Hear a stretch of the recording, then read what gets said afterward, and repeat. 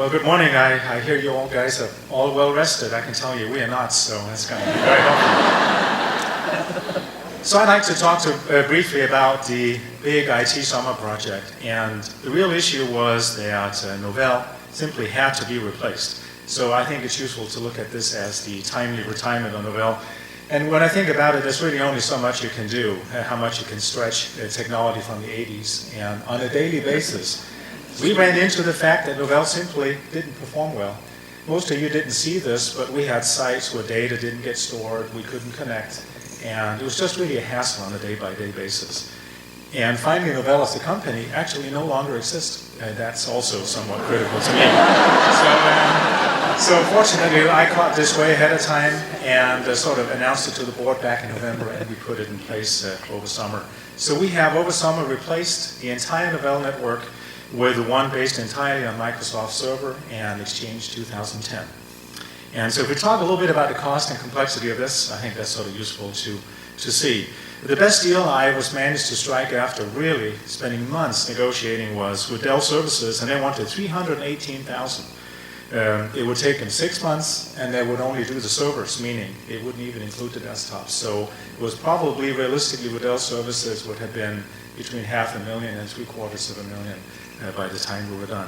So we decided, given where we are, that really wasn't much of a choice, so we decided to do it on our own. And basically designed an entirely new replacement with the Microsoft's infrastructure and signed up ROP to work alongside the IT team. So we have done all the follow-up.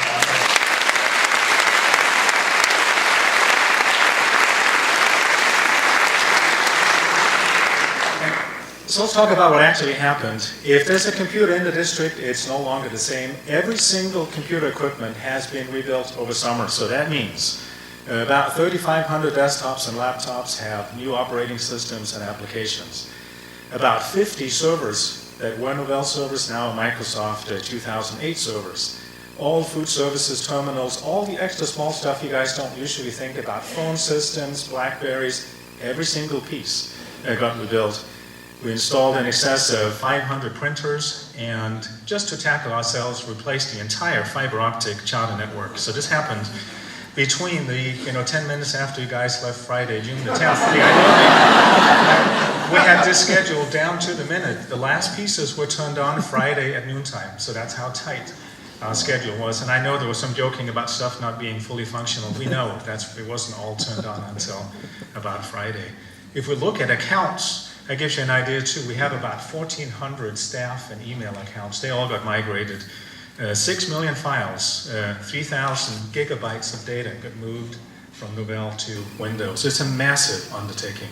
And finally, there are hundreds, if not thousands, of applications district-wide. A large number of those have been reinstalled, but not all of it. And that's what I'd like to talk about last. So when you go back to the classroom, what can you expect?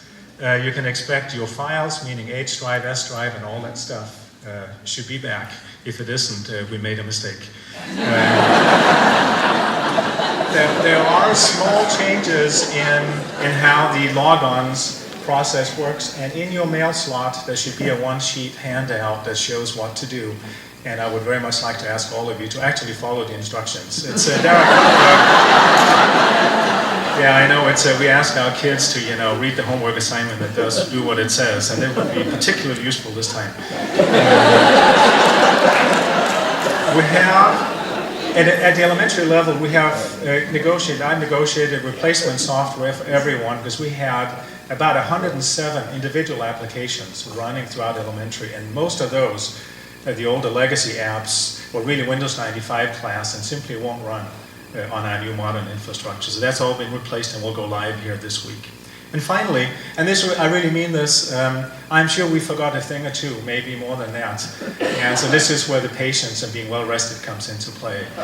We have, as you can see, the size and scope of this is immense. And so I know there will be small goofs, but in the grand scheme of things, everything should be up and running. And if you're missing the data, if you can't log in, please read the instructions and call if that's needed. So the next 2 weeks, the first 2 weeks of school, we are basically going to be rotating the sites on a rapid cycle, and we expect to essentially finalize, find the missing pieces. If you have a special app, we'll install it then.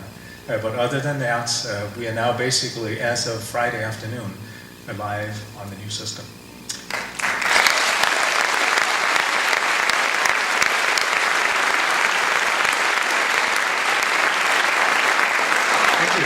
And so with that, I would like to hand off to Scott Schirmer and Beth Coran from the Foundation for Innovation.